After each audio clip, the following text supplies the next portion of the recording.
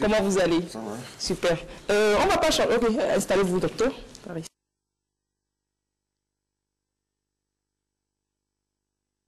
Docteur Baoubadi Mangamana, chirurgien dentiste.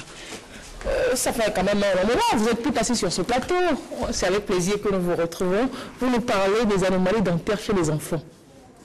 Alors, expliquez-nous le processus dentaire chez l'enfant.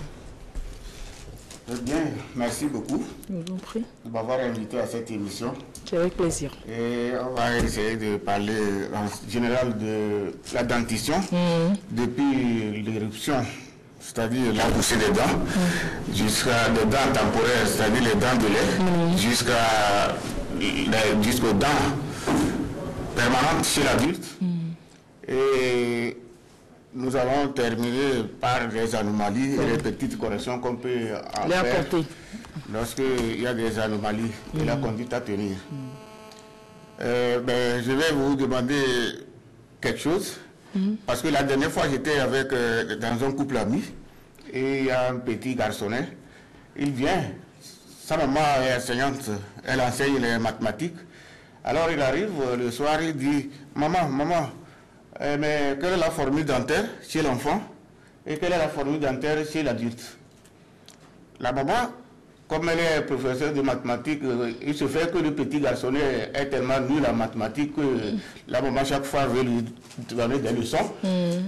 Et la maman gratte la tête et dit « Mais c'est quoi cette histoire encore ?» Deux formules dentaires. La formule dentaire chez un adulte et chez un enfant.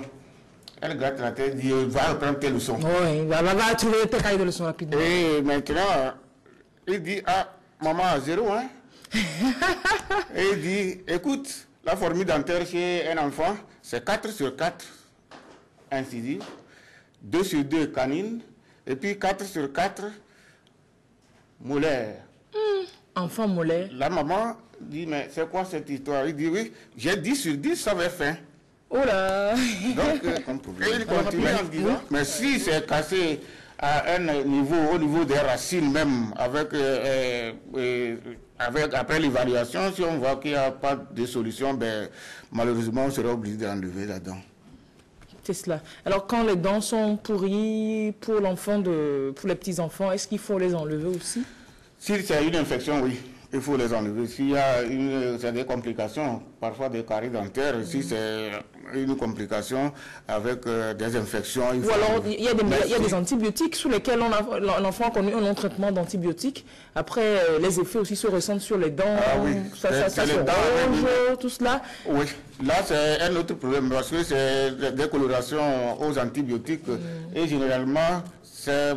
Soit la maman, quand elle était enceinte, a pris certains produits, les tétracyclines, et de plus en plus, maintenant que l'effet est connu, on essaie d'éviter certains types de produits chez la maman qui est enceinte.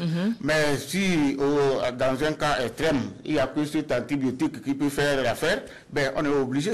Et malheureusement, les enfants naissent avec des dents jaunes, mais la correction est un peu délicate et difficile. Mais si l'enfant... Mais ça, quand l'enfant change de dents, après, ça ne revient pas? Si, ça revient. Ça, au niveau des dents définitives. Les anomalies, les dents définitives gardent ce qu'elles. Vous allez voir une coloration, mais de plus en plus, on tente de traiter ces colorations, mais s'il n'y a pas de structure, entre nous, s'il n'y a pas une anomalie de structure qui puisse faire chose, il faut effectivement convaincre les parents, il ne faut pas paniquer, et puis l'enfant, quand il sera à un âge adulte, c'est sûr, il va consulter, on va lui expliquer.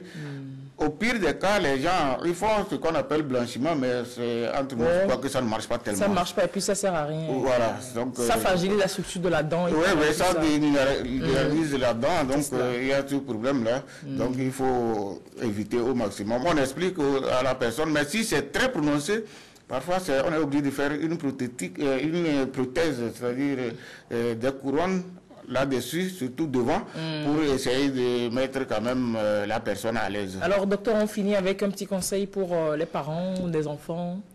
Merci. Bon, les conseils que je peux avoir à l'endroit de nos parents et de nos concitoyens, bon, c'est que la dent est faite pour plusieurs rôles et essentiellement ce que nous appelons le rôle fonctionnel, c'est-à-dire on est sans dents, la nature nous donne la dent, c'est pour qu'on puisse manger avec et parler.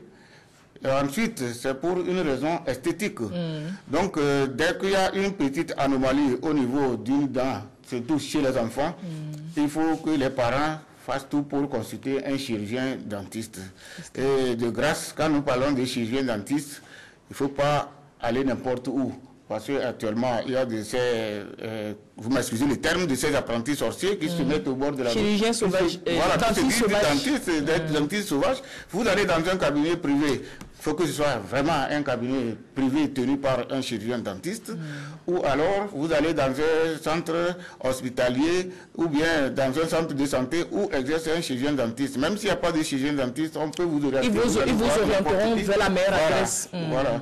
Donc, voilà. Et il faut entretenir ces dents dès la première apparition, dès l'apparition de la première dent jusqu'à notre âge adulte. Il faut toujours entretenir ces dents. Merci beaucoup, docteur Mangamana Baoubadi, dentiste, d'être passé sur notre plateau, chirurgien dentiste, je précise. On vous retrouvera pour d'autres thématiques. Merci pour la disponibilité et très belle journée.